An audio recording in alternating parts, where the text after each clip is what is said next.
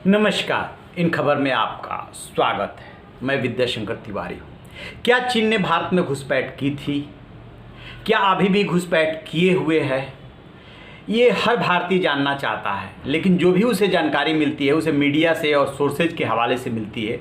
जो आधिकारिक जानकारी आती है वो कभी इस पर क्लियर नहीं होती है। बस इतनी होती है कि कमांडर लेवल की बातचीत हुई, या विदेश मंत्रालय के जॉइंट सेक्रेटरी लेवल की बातचीत हुई, या विदेश मंत्री ने या राष्ट्रीय सुरक्षा सलाहकार ने चीन के अपने समकक्ष से बात की, और उसके बाद दोनों देश के बीच में सीमा पे तनाव घटाने को लेकर के, सेना को पीछे हटाने को लेकर के बातचीत जारी है। आपको याद होगा 15 जून को भारत और चीन की सेना के बीच में गलवान घाटी में संघर्ष हुआ था, जिसमें 20 भारतीय शहीद हुए थे सैनिक, और उधर से भी मारे गए थे, लेकिन चीन ने आज तक वो राज नहीं खोला कि संख्या कितनी है। इसके बाद 19 जून को भारत के प्रधानमंत्री नरेंद्र मोदी ने एक सर्वदलीय बैठक की थी, और उस बैठक में प्रेजेंटेशन दिया गया था विपक्ष के सामने, और बाद में उन्होंने अपने संबोधन में कहा था कि न तो वहाँ पे कोई घुस आया था, न कोई घुसा हुआ है, हमारे सैनिकों ने बहुत बहादुरी से लड़ा, वगैरह वगैरह। उसके बाद ही उनकी आलोचना होने लगी थी कि ये हकीकत से मुंह चुरा रहे हैं, असलियत ये नहीं है। कांग्रेस ने तत्काल वार किया था और विपक्षी दलों ने वार किया था।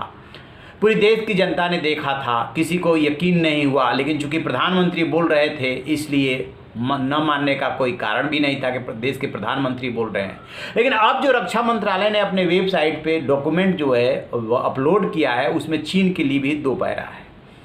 उसमें बताया गया है कि किस तरीके से 5 मई 2020 को पेंगोंग झील पे जो है दोनों देशों के सैनिकों के बीच में संघर्ष हुआ। उसके बाद नई तारीख उसमें बताई गई है कि 17 से 18 मई के बीच में चीन ने जो है कुग्रांग नाला, हॉट स्प्रिंग के उत्तर में पीपी पेट्रोलिंग पॉइंट 15 के पास, गोगरा पेट्रोलिंग पॉइंट 17A के पास, और पेंगोंग जो झील है उसके नॉर्थ में 17-18 मई को घुसपैठ उसने की थी। अब ये क्लियर हो गया, क्योंकि ये रक्षा मंत्रालय का डॉक्यूमेंट बोल रहा है। अब इसके बाद क्या होता है कि जब इसको लेकर के शोर शराबा मचता है तो डिफेंस मिनिस्ट्री ने इस डॉक्यूमेंट को उठा लिया। लेकिन हम इस डॉक्यूमेंट को आपको दिखाएंगे कि कहाँ पे इस बात का जिक्र किया गया। फिर क्या था, सोशल मीडिया पे रिएक्शन चल पड़ा, लोग आपस में बहस करने लगे।